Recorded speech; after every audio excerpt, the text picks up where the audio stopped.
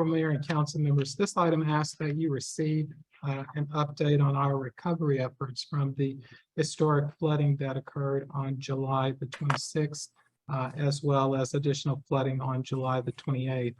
The Disaster Recovery Center opened on Friday, August the 26th, and it has a number of organizations that are operating out of that center. One being FEMA, and certainly also including the Small Business Association. Tonight I have here with us Corey Williams, who is with the Small Business Association, that will provide you with some information about their particular operation. Corey? Yes, thank you so much, City Manager Rose. And thank you, Mayor, for allowing me to present this evening. My name is Corey Williams, Public Information Officer with the U.S. Small Business Administration's Office of Disaster Assistance. And I've been here in town since August 9th. We received the declaration on August the 8th in regard to the July 25th through the 28th flooding that occurred in St. Louis County, St. Charles County, and the independent city of St. Louis. So the first thing that I always want to state is that as a part of this presidential declaration, there's a program that is opened up that's called Individuals and Households Program, or better known as Individual Assistance, which allows direct federal assistance to businesses of all sizes, homeowners, renters, and nonprofits. So the first step in the disaster recovery process is to register with FEMA. And there are now 4 ways to actually register with FEMA. You can go to disasterassistance.gov. You can call the 800 number, which is 1-800-621-3362. And a lot of people don't realize that 3362 actually spells out FEMA. Or you can download the FEMA mobile app. And then, of course, as City Manager Rose mentioned, that we have a disaster recovery center that's open Monday through Friday from 8 a.m. to 6 p.m. in the Centennial Commons, and on Saturday from 9 a.m. to 5 p.m. The hours they'll continue to kind of modify as the needs of the community of University City exists. But once someone registers with FEMA, they may receive a referral to the U.S. Small Business Administration's Office of Disaster Assistance. And the first question everyone always asks as a homeowner or renter is, why SBA? I don't own a business. Well, again, in times of disaster, the U.S. Small Business Administration's Office of Disaster Assistance offers low-interest disaster assistance loans to not only businesses of all sizes, but homeowners, renters, and nonprofits. Businesses can borrow up to $2 million to repair or replace disaster-damaged real estate, machinery, inventory, and equipment. But the most important thing that I always like to emphasize for business owners in University City is the need for working capital to sustain the business during this operational period. And that's the purpose of the Economic Injury Disaster Loan Program, which, you know, when you think about maintaining lease obligations, paying your employees, whatever it takes to keep the business operational, that's the purpose of the Economic Injury Disaster Loan Program. And with the business loan program, interest rates are as low as 2.935%, no closing costs, no cost to apply, no prepayment penalties. All of our loans are amortized up to 30 years, and it's a 5-month deferment. So unlike traditional bank loans where, you know, if you close on a loan in August, your first payment's due in October, you have the time to use the capital as you see fit, make physical repairs to the property, and do whatever it takes. And then you start the recovery process or the repayment process in that 5-month period. Now, nonprofits are also treated very similar to businesses in the fact that they can borrow up to $2 million, but it's a fixed interest rate of 1.875%. Again, no closing costs, no cost to apply, no prepayment penalties. And nonprofits can experience economic injury as well. So let me give you a case in point, a quick example. So let's say we had a festival that was set to happen in University City, and due to the flooding, let's say they were anticipating selling 100 booths, and now because of the flooding, they only end up selling 50 booths. Well, that is economic injury because that anticipated revenue of that nonprofit, whether it's a church, a chamber, or any nonprofit organization, was impacted by this particular disaster. So that is economic injury. And a lot of times, even though we have a deadline of March 8th, 2023 for economic injury, many businesses will wait until month 5, 6, 7, 8, and 9 to realize they've had drops in sales for the first 3 months of the disaster, or they had to lay off some of their best employees because the books are tight. So those are all signs of economic injury, and it's very important to be proactive in the process as a University City business owner or nonprofit to be able to identify that economic injury early. Now, the key connect is where in regard to homeowners and renters. This is how the partnership with FEMA works.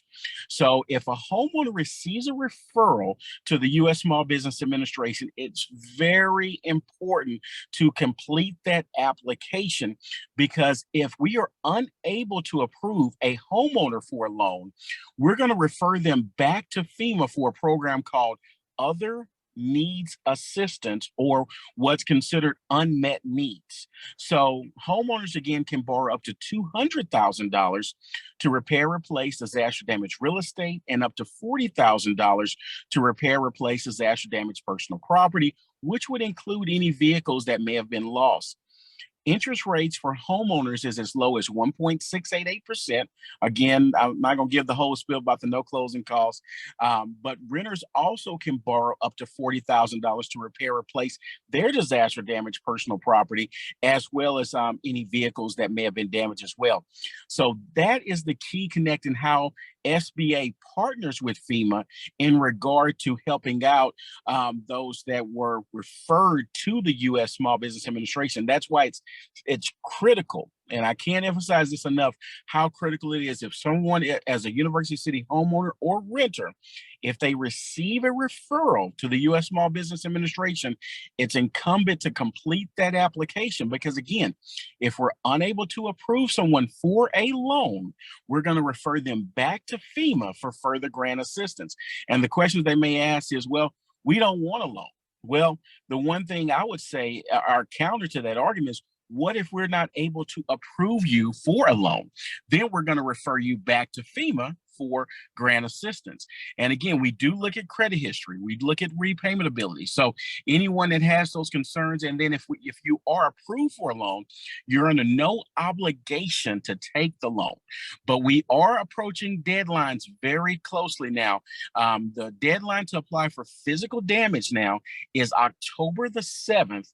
So we're right around the corner, and we're inside that 30-day deadline for the actual physical deadline.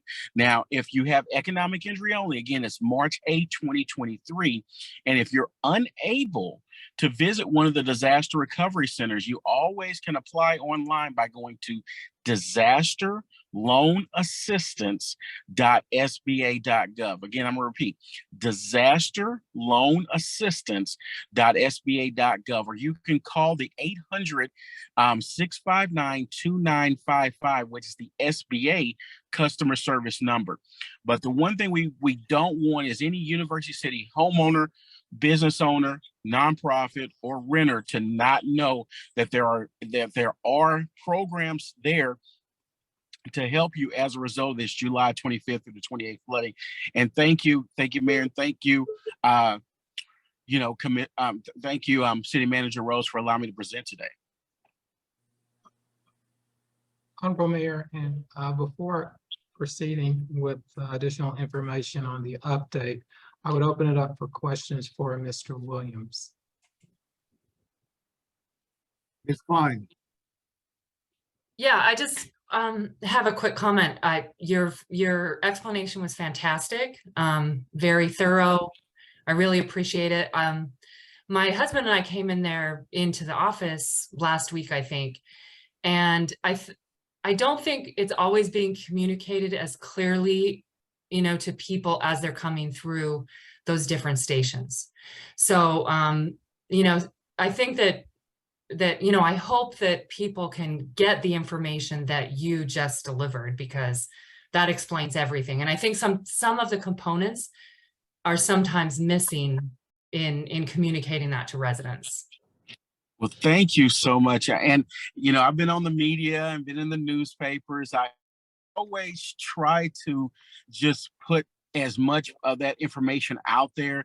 And we have great customer service representatives from FEMA and SBA that try to emphasize that messaging. And the common thing that people do is when they say, go see our friends at SBA, they'll go to the table, they'll get a fact sheet, and then they think that they've completed the process, when in actuality they have not. So the more I think that we message it and the more we get the word across to University City homeowners and renters, the better off they'll be. Because again, I don't want to have anyone miss out on any particular benefits because they didn't, follow through with the entire disaster recovery process. So thank you.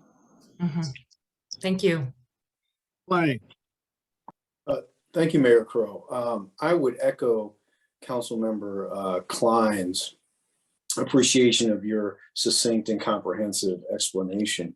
And my question is to the city manager, is there a way to just have this portion of the council meeting? Of course, all council meetings are archived and available to the public, but can we put just Mr. Williams' explanation somewhere in our flood resources?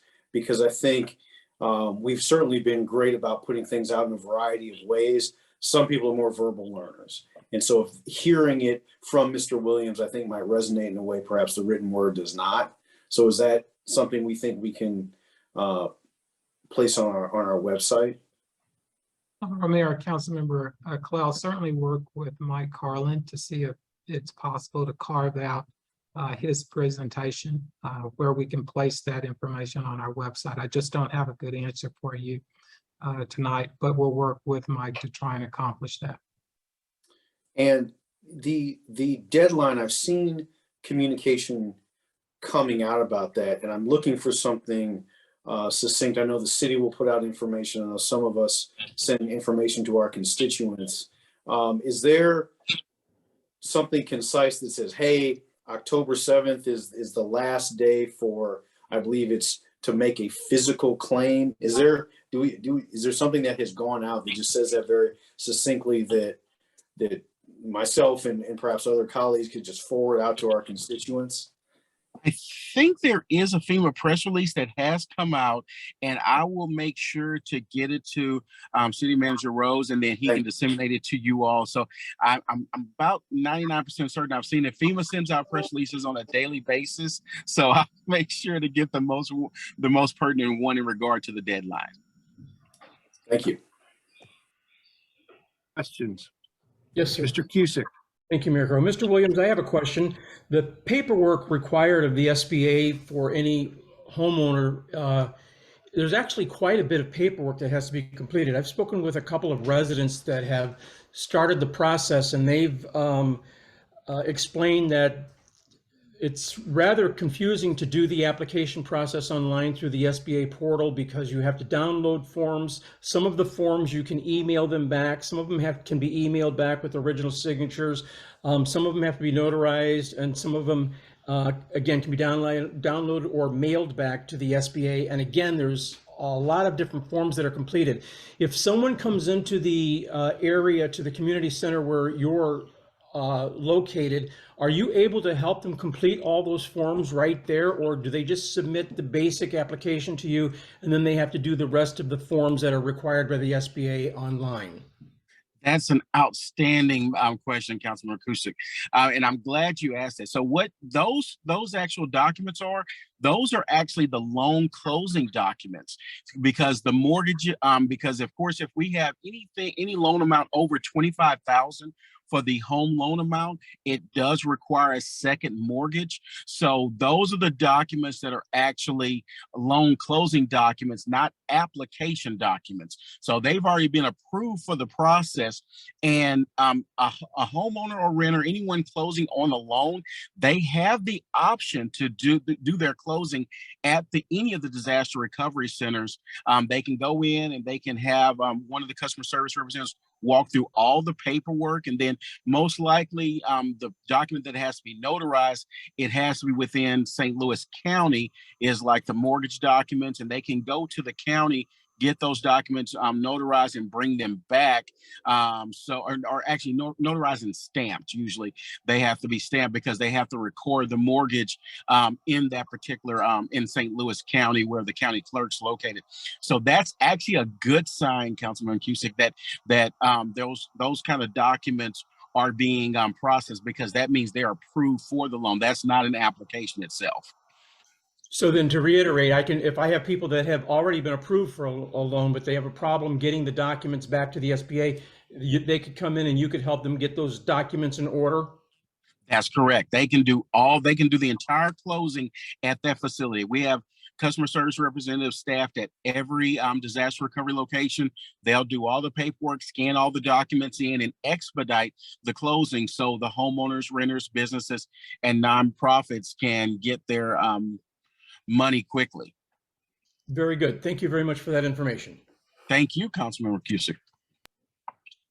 Any other questions? If not, thank you very much, Mr. Williams. You seem to have been a hit tonight. Well, Congrats. thank you, Mayor Crow. I appreciate it. Thank you for having me, and I'll be more than happy to answer any questions at a later, council meeting at any point.